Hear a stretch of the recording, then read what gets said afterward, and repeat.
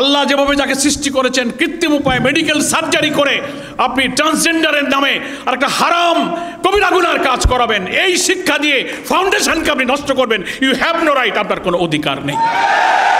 তিনি ডাক্তার হবেন, ইঞ্জিনিয়ার হবেন, রাষ্ট্রপতি হবেন, সেনাপ্রধান হবে, কিন্তু তিনি দুর্নীতি করবেন না, মিথ্যা বলবেন না, হারাম খাবেন না, জেনা করবেন না, ব্যভিচার করবেন না। সৎ রাষ্ট্রপতি, সৎ প্রধানমন্ত্রী, সৎ সেনাপ্রধান, সৎ বিচারপতি হয়ে গোটা রাষ্ট্রকে তারা চালাবে। আজকের শিশুদের এই শিক্ষার সময় যদি এই ফাউন্ডেশন নির্মাণে এই বাংলাদেশ আমার সামনে বসা আছে। প্রিয় নবী মোহাম্মদ মুস্তাফা সাল্লাল্লাহু আলাইহি ওয়াসাল্লামকেই আমাদের জাতির হেদায়েতের জন্যে, মানব রচিত সমস্ত মতাদর্শের উপরে আল্লাহর দিন, আল্লাহর হেদায়েত, এই ওয়ে অফ লাইফ, এই দিন, এই হুদা, এই দিন হক, এই কোড অফ লাইফ, এই কনস্টিটিউশনকে বিজয়ী করার জন্য লিইউযহিরাহু আলাদ-দীন কুল্লি, আর যত আইন, যত মত, যত পলিসি সবটার উপরে এই দিনকে বিজয়ী করার জন্য প্রিয় নবীকে পাঠানো হয়েছে। তো আমাদের আর একটা পরিচয়, আমরা সেই প্রিয় নবীর উম্মত, নাকি বলেন?